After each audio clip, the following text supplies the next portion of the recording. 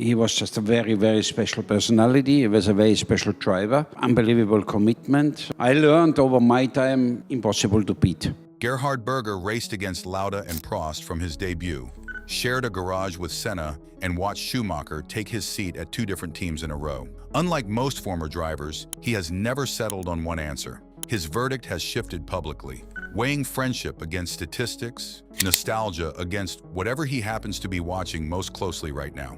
5. Michael Schumacher. His biggest asset was he had an unbelievable personality. This personality, nobody could ever come close. When Michael Schumacher arrived at Ferrari for the 1996 season, he did not simply join the team, he took Gerhard Berger's seat there. And then, in a strange mirror image, Berger moved on to Benetton, the very team Schumacher had just left after winning back-to-back world championships. Berger has since described the moment plainly. He knew Schumacher was coming. And you could see, we've been friends. He was happy for me. And that's the last thing I remember him. And that's how I like to remember him. He asked Jean Todt for one condition on staying, to keep his preferred engineer. And when Todt refused, Berger left rather than reinvent himself for a teammate he had not chosen. That overlap, brief and mostly indirect, still gave Berger a closer vantage point on Schumacher than most outside observers ever had. He watched the Germans' arrival reshape Ferrari from the inside, watched the team rebuild itself around one driver's methodical demands, and watched, years later, from the paddock, as Schumacher's total of 91 wins stood as the sport's benchmark for over a decade. When Lewis Hamilton finally matched that number, Berger was asked directly which of the two deserved to be called the best of all time, and he refused to hand the title cleanly to either man. Hamilton, Berger said, was an exceptional driver who had proven repeatedly that he deserved the comparison, but he added that he would have preferred Schumacher's record to stand untouched for longer, simply because of how Schumacher's story had ended. A private tragedy, Berger said, was difficult even to discuss without emotion. Both men, he said, sat at the top together, and there was no way to know for certain how either would have fared in the other's equipment during the other's era. That refusal to choose was itself a kind of answer. Berger had built his career around drivers he could measure directly, teammates he had shared a garage with, rivals he had raced wheel to wheel. Schumacher was neither. He arrived as a successor, inherited a seat Berger had just vacated, and built a legacy largely in Berger's rearview mirror rather than beside him on track. The respect Berger extended him came filtered through statistics and second-hand admiration rather than first-hand rivalry, and Berger, characteristically, refused to pretend that distance did not matter when the question of greatest ever finally came around to Schumacher's name. That indirect proximity did not stop Berger from crediting Schumacher's model of success when discussing other drivers years later. Assessing Lewis Hamilton's own move to Ferrari, Berger explicitly invoked Schumacher as the template, telling La Gazzetta dello Sport that Ferrari could open a new cycle of success comparable to the one Schumacher built there in the early 2000s, driven by the same combination of experience, motivation, and the technical staff a genuine superstar could pull along in his wake. It was a rare case of Berger measuring one era's greatness by how closely it managed to reproduce the last one.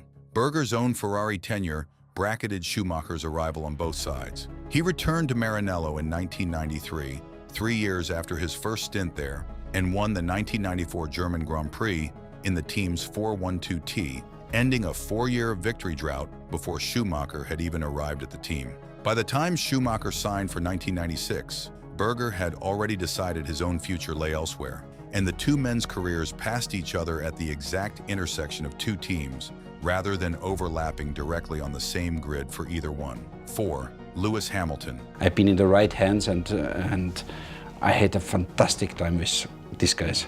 Ask Gerhard Berger to settle the modern era's defining statistical argument, Schumacher or Hamilton, and he will not give a single name. Speaking to Speedweek.com when Hamilton had just matched Schumacher's all-time record of race victories, Berger called it a battle between two greats that fans would keep arguing over for years, and said flatly that nobody could know for certain which man was actually better, since nobody could know how either would have performed in the other's car during the other's era. The caveat mattered because Berger rarely hedged that carefully about anyone else on his list. He had raced against Lauda and Prost from his own debut season, shared a garage with Senna, watched Schumacher take his seat at Ferrari, and about all of them, he was willing to offer a direct, personal verdict shaped by proximity. Hamilton he had only ever watched from a distance, a driver whose career unfolded entirely after Berger's own had ended.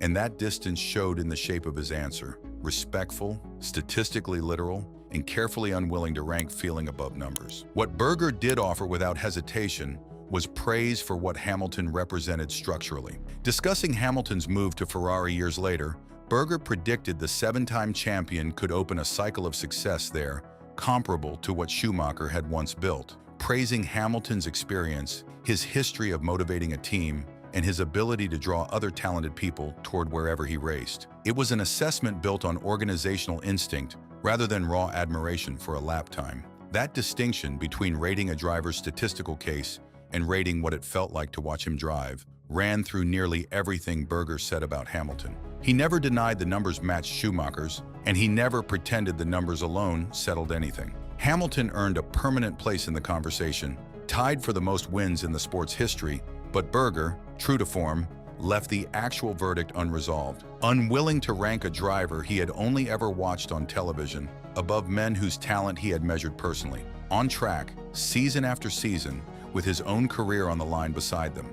Berger's later comments on Hamilton's move to Ferrari for 2025 filled out that assessment further. He told La Gazzetta dello Sport that Hamilton brought something specific beyond raw pace: 7 world championships worth of experience, a proven ability to motivate a team and navigate politically difficult situations, and enough personal draw that other technicians might follow him from rival outfits simply to work alongside him. Berger called Hamilton the strongest of all current drivers in terms of marketing and global image, particularly across North America, a value he considered distinct from, but not less important than, pure lap time. That willingness to praise Hamilton's off-track influence without ever quite crowning him statistically underscored the shape of Berger's entire assessment. 3. Alain Prost. We've been the same age. We came in the same time into Formula One. Him a half year earlier, me later. We know each other already from Formula 3, and then we start to compete in Formula One. Long before Gerhard Berger ever sat in a Formula One cockpit himself,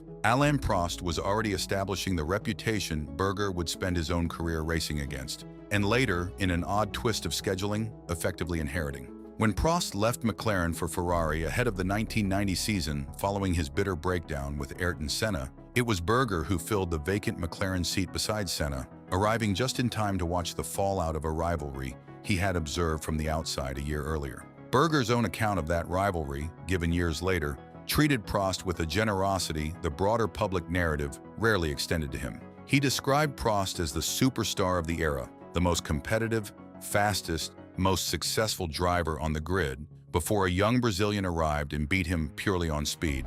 Berger recalled watching Prost adjust in real time, conceding pole positions while insisting he would use his experience to win in the race instead, a driver recalibrating rather than collapsing under pressure. Berger drew an explicit parallel that few other observers made as clearly, noting that Prost had lived through an almost identical experience years earlier as the younger man challenging Niki Lauda, before eventually becoming the established star that a young Senna would go on to challenge in turn. That generational chain, Lauda giving way to Prost, Prost giving way to Senna, gave Berger's assessment of Prost a historical weight rarely offered by drivers who had only raced against him directly. Even while acknowledging the tension in how Prost and Senna's rivalry played out, Berger refused to diminish what Prost had actually accomplished, calling him a fantastic, unbelievable champion and describing the entire era as two giants meeting each other for the championship, a genuinely great chapter in the sport's history. Berger's admiration extended to the raw numbers as well: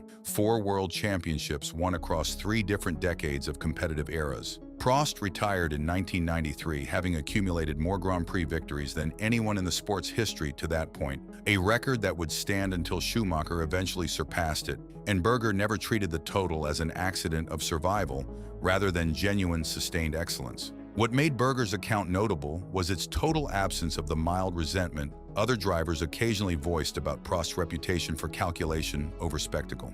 Berger had inherited Prost's seat, watched Prost's rivalry with his own future teammate up close, and still described the entire chapter as a great one. 2 giants meeting each other for the championship rather than a cautionary tale. 2. Ayrton Senna. And Ayrton spoke every day about his bloody new contract, what is not signed yet. And it's so difficult, and it's, again, a discussion. Nobody occupied more space in Gerhard Berger's account of his own career than Ayrton Senna. And for most of the 3 decades since Senna's death, Berger's answer to the greatest of all-time question began and ended with his name. They joined Formula One in the same year, 1984, and became McLaren teammates in 1990. I couldn't anymore. I was completely finished. Ayrton was 4 seconds behind me, pushing. And Ayrton Senna has got the racing drivers. A pairing that produced one of the sport's more unlikely friendships. Berger's practical jokes, famously including frogs left in Senna's hotel room and a briefcase thrown from a helicopter, cutting against the intensity Senna showed almost everyone else in the paddock. Speaking years later about their relationship, Berger described Senna first and foremost as a good friend, someone he had known since their Formula 3 days and spent time away from the track as well as on it. When asked directly, repeatedly, across multiple interviews, whether Schumacher, Hamilton, or anyone else deserved to be called the best ever, Berger kept returning to the same name, telling one interviewer flatly that for him it was still Ayrton, and that he had seen all 3 modern greats up close, raced some of them himself, and Senna remained the best driver he had ever watched. Berger's reasoning went beyond sentiment. He pointed specifically to Senna's death at 34 as the reason the statistical record undersold him,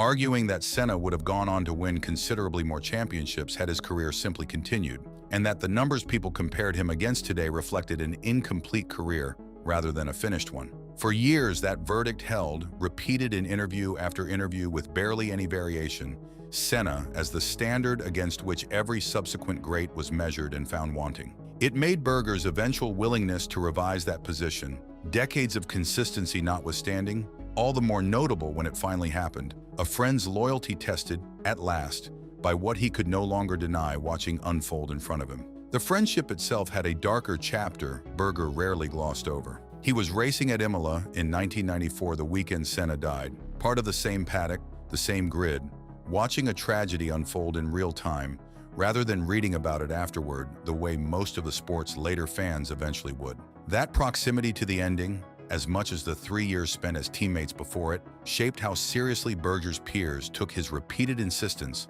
that Senna belonged at the very top. Berger's practical jokes became inseparable from how the wider sport remembered their partnership, a genuine lightness Senna rarely showed with anyone else in the paddock. That closeness gave Berger's later, more clinical assessments of Senna's driving an unusual credibility, praise for the man that had clearly been earned first, long before the question of ranking him against anyone else ever came up at all. 1. Max Verstappen. For years, Gerhard Berger's answer to the greatest of all-time question was settled, and he said so plainly whenever asked that for him, Senna had always been the best driver he had ever seen. Then across a string of interviews beginning in early 2024, that answer changed. Speaking to Automotor and Sport, Berger admitted that Max Verstappen had him questioning whether his old assessment still held, noting that Verstappen had not made a single mistake through an entire championship season. An achievement Berger said he could not think of anything to improve upon. What separated Verstappen from the legends Berger had spent a career comparing him to